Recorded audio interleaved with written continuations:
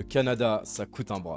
C'est ce que tu t'imagines, n'est-ce pas? Tu n'as pas complètement tort, mais dans cette vidéo, tu vas voir que c'est beaucoup plus subtil que de le résumer ainsi. D'ailleurs, en faisant ce raccourci, tu t'imposes l'idée que c'est impossible de vivre au Canada avec cette excuse classique du coup. T'en fais pas, j'ai fait pareil, mais aujourd'hui, je vais pouvoir te donner les vrais chiffres basés sur mon expérience et celle de mon entourage. Logement, nourriture, transport, internet, téléphonie, les coûts cachés de la vie, les sorties et même voyager. Tu vas enfin savoir combien ça coûte réellement de vivre au Canada. Et si tu restes jusqu'à la fin de la vidéo, tu vas comprendre pourquoi c'est pas si pire que ça et que la concrétisation de ton grand projet de vie au Canada est à ta portée. Je suis Martin Teuring, expatrié de longue date depuis 7 ans maintenant au Canada et je t'aide à prospérer dans ce merveilleux pays.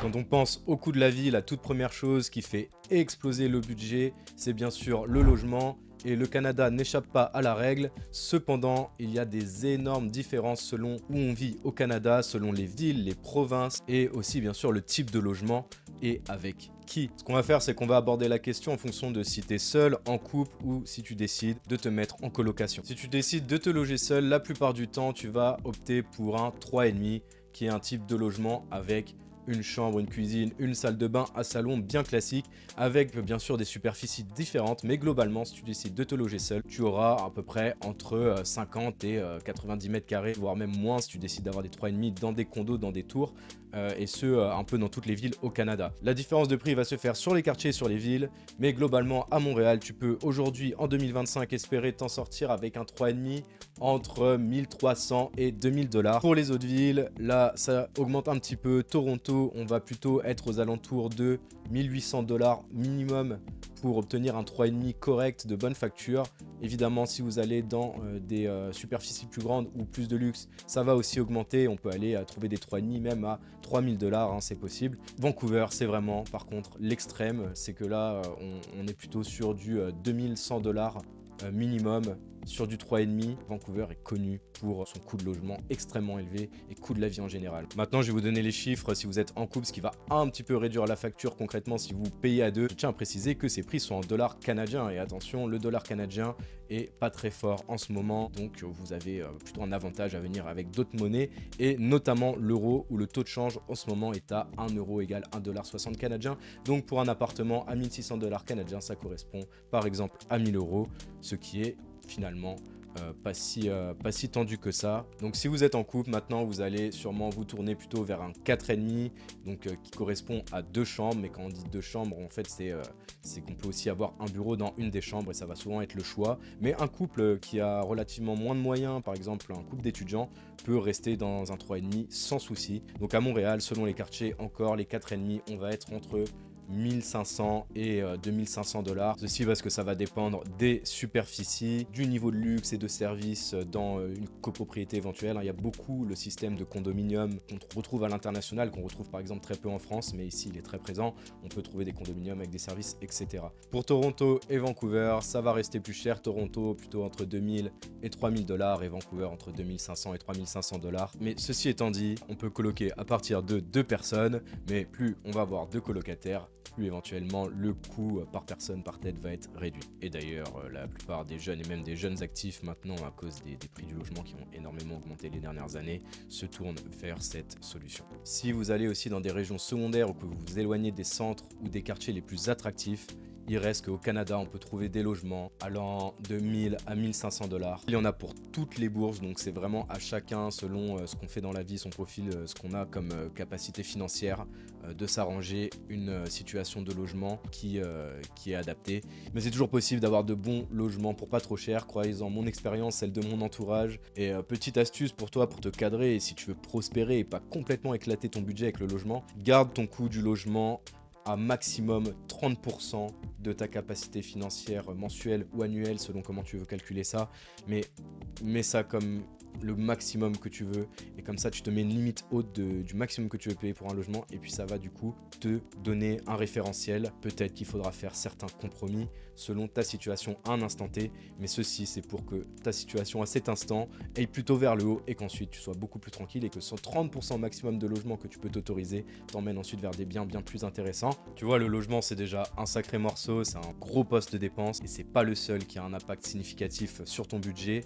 Maintenant que tu sais où poser tes valises, il va bien falloir remplir ton frigo. Et là, tu vas voir, encore une fois, prépare-toi, ça peut vite grimper. En fait, je me permets de poser une supposition que tu veux avoir une hygiène de vie correcte, vivre longtemps, bien manger, du coup. Dans ce cas-là, au Canada, la nourriture, elle a un coût relativement élevé. Enfin, ça fait que sur cette partie nourriture, je vais être beaucoup plus direct, beaucoup plus cash, beaucoup plus rapide. On va être entre 400 et 600 dollars par mois selon le panier que tu te fais. Maintenant, soyons honnêtes, tu peux quand même réduire ce coût. Tu peux peut-être réussir à t'en sortir pour 200 à 300 dollars par mois, mais tu vas vraiment venir entraver ta qualité de nourriture. Bien sûr, là, je parle seulement de l'alimentation en allant faire ses courses au supermarché, au marché, dans des supérettes. Donc, je ne parle pas des sorties au restaurant ou de manger à l'extérieur ou de commander via des Uber ou des choses comme ça. T'en fais pas, tout ce qui est sortie, restaurant, soirée, événements, tout ça, je t'en parle un petit peu plus tard dans la vidéo. Je peux te donner quelques exemples très précis. Par exemple, la livre de beurre, tu vas être aux alentours de 7,50 $, 8 $. La baguette de pain, entre 2,50 $ et 4 $ selon la qualité, toujours selon l'épicerie, la boulangerie, le commerce, le supermarché où tu vas. Et bien sûr, la localisation au Canada. La viande, on va être entre 24 $ et 40 $ et plus pour des bonnes qualités de viande le kilo. Tu peux espérer avoir un kilo de poulet des fois à 15 $. Pas le meilleur poulet du monde, mais tu vois ce que je veux dire. Ta douzaine d'œufs, tu peux espérer aussi l'avoir aux alentours de 3,50 $, 4 $, 5 $ environ, dépendamment si ça peut être bio aussi. Les poissons vont être très chers, donc là les poissons tu vas peut-être t'en sortir autour de au moins 30 $ le kilo. Tout ce qui est condiments, produits laitiers, tout ça, donc ça va être des prix assez classiques, similaires à ce qu'on trouve dans les autres pays d'Occident. On va avoir par exemple, ça c'est bien par contre, genre, je l'utilise beaucoup moi perso pour ma diète avec les protéines. Ça va être tout ce qui est skyr, fromage blanc, en tout cas les protéines de lait dans les yaourts, donc tout ce qui est yaourt grec. Tu les as autour de 7 $, 7,50 $ le kilo maximum. Souvent il y a des promotions, pareil pour le fromage. Alors le fromage ici c'est très particulier, tu t'imagines bien, il y a des très bons fromages, des fromages aussi qui viennent de France, tout ce que tu veux. Il y a des très bonnes fromageries dans pas mal d'endroits, surtout dans les grandes villes. Mais évidemment, tu vas en payer le prix, donc on est à 2-3 fois plus cher. Si tu veux un bon comté, 12 mois d'affinage, tu vas le payer 3 fois plus cher qu'en France. T'es bien à 12-13 $ le morceau de comté. Ensuite, tu vas avoir aussi des fromages locaux qui sont aussi très bons, mais qui sont relativement chers finalement aussi. Et tout ce qui est les faux fromages que nous, on va pouvoir appeler faux fromages, mais honnêtement, ils sont très bien aussi. Et puis dans la jet, c'est pas mal, ils sont bien protéinés. C'est des fromages à pâte dure, style fromage suisse qu'ils appellent ici, le cheddar, l'espèce de gouda, les mozzarella qui sont pas vraiment de la mozzarella, mais on trouve aussi de la vraie mozzarella, de la vraie mascarpone. Il y a tout ce que on peut espérer trouver pour faire de la bonne cuisine, c'est parfait. En tout cas, toute cette partie sur la nourriture, l'alimentation, disons commune, je pourrais vraiment aller plus loin, faire un panier moyen par exemple, aussi aller dans des épiceries, montrer très précisément qu'est-ce qu'on observe comme prix. Dites-moi en commentaire si ça intéresse. Maintenant qu'on a posé ses valises, qu'on s'est bien nourri, qu'on est bien repu, qu'est-ce qu'il reste à faire? Eh bien, c'est de marcher pour son avenir et en fait se déplacer à travers le territoire et surtout à travers la localité où on se trouve, au moins dans les déplacements quotidiens, mais je vais parler aussi des déplacements un petit peu plus étendus. Donc je parle des coûts de transport ici. Dans la plupart des grosses villes canadiennes, il y a bien sûr des transports en commun, ils sont particulièrement développés à Toronto et Montréal. Et on a des coûts relativement corrects comparé à l'international. Pour Montréal par exemple, c'est la carte Opus avec un coût d'environ 65 $ pour les étudiants et 105 $ pour les personnes qui n'ont pas de preuve de statut d'étudiant. Ensuite, il y a des solutions d'autopartage. Par exemple, au moment où je vous parle, je viens de louer une voiture pour 2 jours. Ça m'a coûté 150 $ pour 2 jours de location. Et comment ne pas parler des transports sans parler du vélo, bien sûr, que ce soit à Vancouver, Toronto, Montréal ou un peu partout dans le Canada. Les gens adorent se déplacer à vélo. Bien sûr, dans les villes, c'est encore plus pratique parce qu'on a des systèmes de vélos partagés comme le Bixi à Montréal avec des abonnements mensuels ou saisonniers à l'année, même à Montréal carrément, le service de Bixi maintenant et depuis l'année dernière ou l'année d'avant, je ne sais plus, mais en tout cas depuis très peu de temps maintenant, c'est aussi actif pendant l'hiver. Alors sortez vos moufs pour le prix de ces services de vélo partagés, 29 $ par mois pour le Bixi à Montréal ou une centaine de dollars pour la saison, parfois avec des réductions avec les entreprises ou les écoles. Donc on est plutôt bien. Honnêtement, C'est un des meilleurs moves que vous pouvez faire, surtout pendant la période estivale. Petite note de conclusion maintenant pour les transports, c'est que on va pas trop parler du train ou des transports en commun longue distance parce que c'est quasiment inexistant et à des prix prohibitifs. Donc la voiture, éventuellement l'avion. Par contre, une solution de repli, ça peut être le bus. Donc qu'on aille à New York ou qu'on aille à Québec ou à d'autres villes, d'autres localités, partout au Canada, le bus peut être une bonne solution avec des coûts vraiment raisonnables. Maintenant qu'on a un toit sur la tête, des denrées dans l'assiette et qu'on a acquis une certaine mobilité, s'en viennent les dépenses un peu plus annexes, un peu plus en extra. Certaines ne le sont pas vraiment. On va parler de la téléphonie et d'internet qui sont particulièrement chères au Canada. On peut compter pour internet un minimum de 40$ pour des forfaits illimités. On arrive quand même à bien s'en sortir. Donc on peut compter entre 40 et 70$ pour internet. Et pour la téléphonie, ça va être à peu près pareil, entre 40 et 70$. À l'usage, dans le budget, c'est relativement $1 si on s'organise bien. Et quand je parle de bien s'organiser, eh bien ça va être par rapport aux dépenses qui arrivent, et surtout les sorties, les restaurants, les loisirs, et c'est là que ça peut commencer à chiffrer fort. Aujourd'hui, en 2025, il est pratiquement impossible de sortir au restaurant au Canada pour moins de 50$ par tête, surtout s'il y a de l'alcool dans la note. Ensuite, pour tout ce qui est sorties plus festives, soirées, spectacles, festivals, concerts, même aller dans les bars, dans les boîtes de nuit, vivre l'effervescence de certains lieux festifs au Canada. Alors là, encore une fois, on va être dans la même idée qu'avec le restaurant. C'est cher, il est dur de passer une soirée de sortie sans débourser plus de 50$ canadiens. Et souvent bien plus si vous chargez bien l'amusement, on va dire, sur vos soirées. Aux antipodes, sur l'hygiène de vie, on va parler des sportifs, des gens qui aiment le plein air, qui ont le temps de sortir dehors pour de vrai parce qu'ils sont pas complètement couchés après une sortie au bar. On va parler du sport, donc beaucoup de sports gratuits avec les parcs, les cours de tennis, les piscines gratuites, les patinoires gratuites. Beaucoup d'activités gratuites offertes par les communes souvent. Par contre, dès qu'on va aller dans le système sportif plus avancé et privé, il n'y a pas les mêmes tissus associatifs qu'on peut trouver par exemple en France. Alors là, ça va chiffrer très fort et les salles de sport, on est très rapidement, alors à moins de prendre comme le Basic Fit, ce qui s'appelle l'Econo-Fitness par exemple ici, qui là on va pouvoir être entre 29 et 60$ par mois.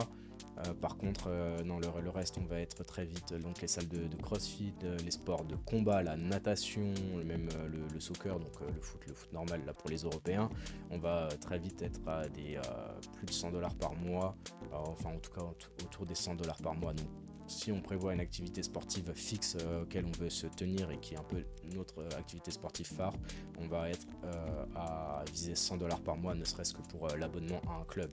Ensuite, il y a l'équipement sportif, va aussi avoir tout le reste autour du sport. Si on veut faire d'autres choses sportives, il y aura peut-être des fois des petits coups. Par exemple, moi j'aime bien aller à l'escalade. L'escalade, c'est très rapidement 18$ par séance. Il faut prendre tout ça en considération quand on est sportif. Mais honnêtement, ça va vous coûter beaucoup moins cher que d'aller vous enfiler des pintes tous les soirs, par exemple. Bon, après, je mets des petits taquets sur le monde des sorties et sur l'alcool, mais vous inquiétez pas, je mets pas à côté quand faut y aller. Je reste français dans l'âme. Mais voilà, ça va avec le reste de ce que je prône sur cette chaîne, de s'élever, d'aller construire des grands projets de vie, donc là via le Canada et à l'international. Donc évidemment, surtout passer un certain âge, soyez sérieux avec ça, avec vous-même, parce que ça aura des impacts dans tous les domaines de votre vie. Alors, haut les cœurs.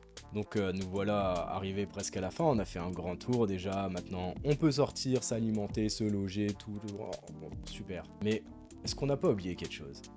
Si.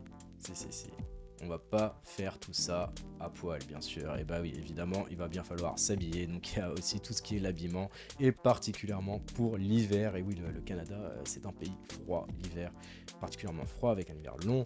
Donc on se couvre bien. Et si vous voulez du bon équipement d'hiver, on peut vraiment trouver des choses pas chères. Il y a des friperies, il y a tout ce qu'il faut. Mais on peut très vite avoir des manteaux d'hiver qui coûtent entre 500 et 1500$ parce que c'est des manteaux techniques ou des manteaux de marque reconnue avec des bonnes épaisseurs et qui tiennent bien le froid. Pas de panique. Tout ce qui est dépenses de consommation, vraiment de consommation, on peut énormément réduire, surtout avec le seconde main. Très bonne chose à savoir, que ce soit en région ou dans les villes. Il y a beaucoup de groupes sur Facebook. Il y a Kijiji qui est similaire au Bon Coin en France, où on a les annonces, etc. On peut faire des affaires. Pour les gens qui veulent de la seconde main, c'est possible d'aller vraiment réduire les coûts de consommation. Ce que je te propose pour résumer, c'est de prendre un peu mon cas, un profil comme le mien, étudiant, jeune professionnel, donc dans ces eaux-là. Les étudiants pourront comme ça un peu se reconnaître, également les jeunes professionnels, les professionnels plus avancés qui ont des budgets et des objectifs budgétaires raisonnables. Je parle pas des objectifs de revenus, là je parle des objectifs de dépenses, ok, parce que presque ce que je conseille c'est d'avoir des objectifs de revenus complètement démesurés. Amérique du Nord, fuck yeah, tu vois. Donc pour ce profil médian que je viens de décrire, je dirais que ça va être environ entre 2000 et 3000 dollars par mois le budget mensuel tout composé. On est capable d'être vraiment minimaliste et frugal, même au Canada, en Amérique du Nord, honnêtement, et on arrive à vraiment tirer les coûts vers le bas, ce qui permet ensuite, grâce aux revenus, dont on pourra parler dans d'autres vidéos, d'exploser le taux d'épargne. Et croyez-moi, personnellement c'est mon cas, des gens autour de moi c'est le cas. Ici on peut vraiment exploser le taux d'épargne en visant de hauts revenus et en étant assez frugal sur les dépenses, tout en profitant un maximum, parce qu'évidemment ensuite on va sélectionner ce qui nous fait le plus plaisir, ce qui nous ramène le plus de plus-value intérieure et dans notre vie. On en retire une bien meilleure jouissance de la vie finalement au quotidien et à l'année. Et voilà, je vous encourage à réfléchir à ce que je viens de dire. J'espère que cette vidéo t'a aidé, que t'as découvert des trucs. Bien sûr, je t'invite à regarder les autres vidéos de la chaîne, à t'abonner. Tu en trouveras une normalement en description et en commentaire. Aussi mon site martintering.com et éventuellement aussi le site canexpat.com, et pour en fait avoir plusieurs mines d'informations à exploiter. C'est toujours bon. Suis-moi, tout ça se développe et je fais mon maximum pour pouvoir aider les gens qui veulent développer de grands projets de vie et prospérer au Canada.